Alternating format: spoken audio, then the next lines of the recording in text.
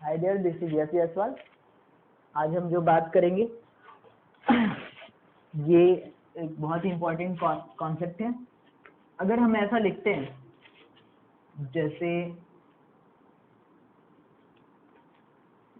Rohan is going Delhi,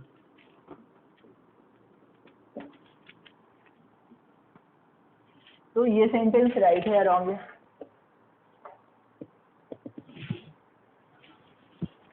बिल्कुल wrong है। क्यों रॉन्ग है? आपके दिमाग में आ रहा होगा इस तरह की बात कि यहाँ पे जो है टू होना चाहिए, पर क्यों? हर एक जगह के लिए तो टू का यूज नहीं करते। जैसे अगर मान लो बोला जाए Rohan is going to there, तो फिर ये क्या हो जाएगा? ये गलत हो जाएगा। आपको पता है रोहन इज गोइंग देयर होना चाहिए। तो आखिर क्या कारण है कि यहाँ पे टू का यूज हो रहा है और यहाँ पे टू का यूज नहीं हो रहा है? एक बात समझना, अगर मान लो लिखा जाए Rohan is eating an apple, तो इसके लिए जो है क्वेश्चन क्या पूछेंगे? अगर मान लो एप्पल को हटाकर पूछना हो क्वेश्चन एप्पल के लिए, तो क्या यूज करेंगे? What, Rohan is eating what, तो आंसर क्या मिलेगा? एप्पल। तो व्हाट का आंसर जो है, जो भी चीज होता है वो नाउन होता है, ठीक है? तो ये क्या हो जाएगा? नाउन।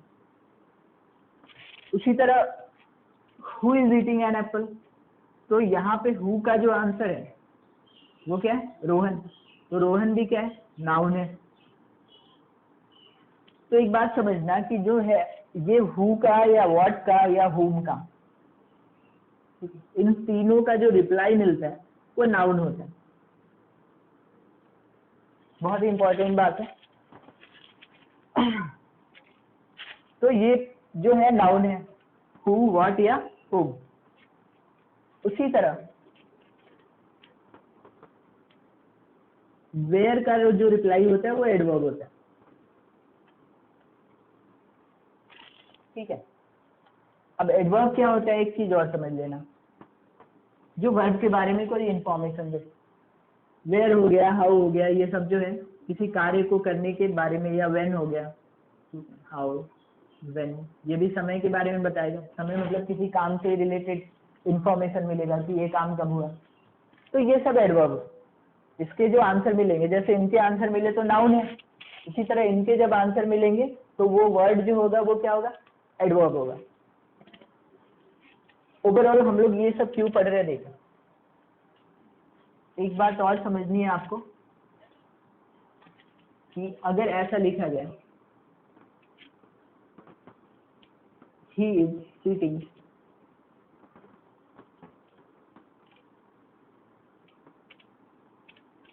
on a chair,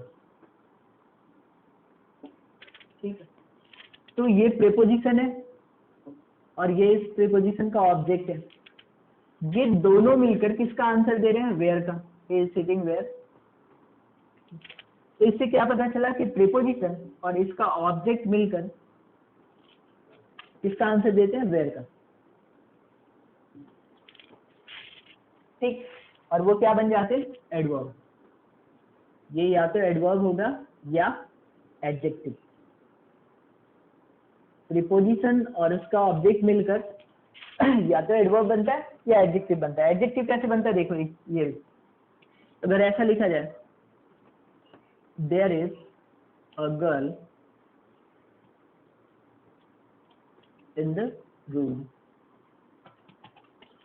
तो ये देखो, ये प्रीपोजिशन और रूम, इसका ऑब्जेक्ट मिलकर किसके बारे में बता रहे हैं? गर्ल के बारे में, नाउन के बारे में। तो नाउन के बारे में जो भी इंफॉर्मेशन मिलता है वो क्या हो जाता है? एडजेक्टिव हो जाता है। तो ये बात पता चली कि यहाँ पे प्रीपोजिशन और उसका ऑब्जेक्ट मिलकर या तो एडजेक्टिव होता है या एडवर्ब होता है। अगर वेयर का आंसर होगा तो एडवर्ब हो जाएगा, या हाउ या सॉरी विच या व्हाट काइंड ऑफ का होगा तो फिर क्या हो जाएगा? एडजेक्टिव। चलो अब यहाँ पे देखते हैं, ये जो है रोहन इज गोइंग व्हाट होना चाहिए या वेयर होना चाहिए? दिल्ली तो नाउन है, ठीक है? लेकिन हमें क्या चाहिए, वेयर का रिप्लाई चाहिए। तो वेयर का रिप्लाई मतलब इसे एडवर्ब बनाना होगा इस नाउन को। तो एडवर्ब बनाने के लिए क्या करना पड़ेगा, टू का यूज करना पड़ेगा। प्रीपोजिशन और उसका ऑब्जेक्ट मिलकर क्या बन जाएगा, एडवर्ब, और ये किसका आंसर देगा, वेयर का। ठीक है, बातें समझ आ रही है। इसलिए हमें यहाँ पे टू लगाना पड़ा। यहाँ पे टू क्यों हटा दिया हम लोगों ने, क्योंकि देखो रोहन इज गोइंग वेयर, ये देयर जो है ऑलरेडी वेयर का आंसर है, ये कोई स्पेसिफिक नाउन नहीं है, ये प्लेस के बारे में बता रहा है। ठीक है, तो उस कंडीशन में क्या होगा, ये अकेला ही वेयर का आंसर है, इसलिए टू का यूज नहीं करेंगे। ठीक है, अब देखो ये कुछ वर्ड है जो देयर की तरह काम करते हैं, उनको ध्यान में रखना है आपको। वो कोई स्पेसिफिक नाम नहीं होता, जैसे दिल्ली क्या एक नाम है, पर देयर एक नाम नहीं है, ये एक जगह को इंडिकेट करता है। ध्यान से समझना जो मैं बोल रहा हूँ कि दिल्ली क्या एक नाम है। ठीक है, और हमें पता है कि कोई भी नाम जो है वो क्या होता है, कोई भी नाउन होता है। आपने बचपन में पढ़ा भी होगा, name of person, place, thing.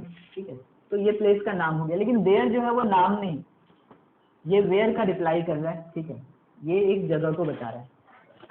तो ये जो वर्ड है जैसे अब्रॉड हो गया, अब्रॉड भी जो है वो नाम नहीं है, जैसे देयर है वैसे ही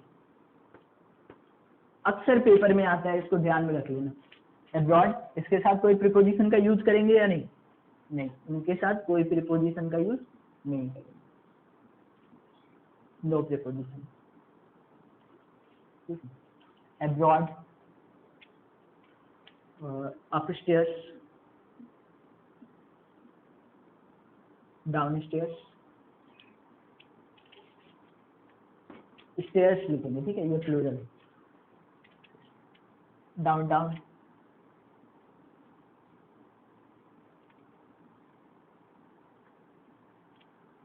there,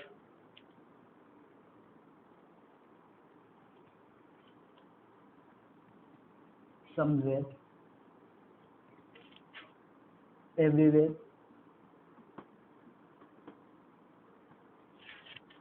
nowhere,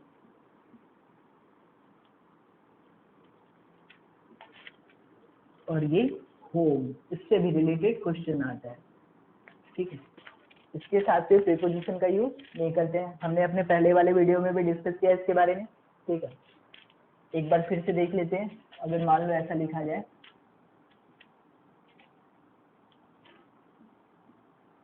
Kamal is going to home, तो ये सेंटेंस राइट होगा या रॉन्ग, रॉन्ग हो जाएगा। क्यों, क्योंकि ये कोई स्पेसिफिक नाम नहीं है, प्लेस के बारे में बता रहा है सिंपली, तो इसके साथ कोई भी प्रीपोजिशन नहीं यूज करेंगे। कमल इज गोइंग वेयर,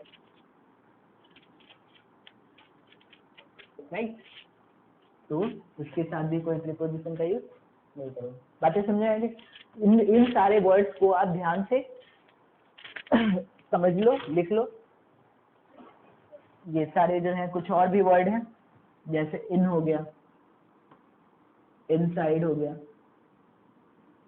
आउटसाइड हो गया, कुछ स्पेसिफिक वर्ड हैं, इनको एकदम ध्यान में रखना है कि इनके साथ कोई भी प्रीपोजिशन का यूज नहीं करेंगे। क्यों नहीं करेंगे, क्योंकि ये खुद में ही एडवर्ब है। प्रीपोजिशन का यूज करेंगे तो एडवर्ब के साथ प्रीपोजिशन का यूज नहीं करते, प्रीपोजिशन के बाद क्या होता है, नाउन होता है। तब हम एडवर्ब बनाते हैं, तो ये ऑलरेडी एडवर्ब है, तो प्रीपोजिशन बना लगाकर इसके साथ इससे तो एडवर्ब बनाएंगे नहीं। ओके, अक्सर पेपर में देखा गया है, मैं फिर से बोल रहा हूँ, मतलब इसकी फ्रीक्वेंसी जो है क्वेश्चन की, इस कॉन्सेप्ट की, वो बहुत ज्यादा है पेपर में आने का। जैसे बैंकिंग में, आपके एसएससी में, एसआई में, ये बहुत बार आया है। आप प्रीवियस ईयर का पेपर भी देख सकते हो। और थोड़ी अगर आप सीरियस होकर स्टडी कर रहोगे तो आपको पता है कि ये बहुत ही इंपॉर्टेंट है।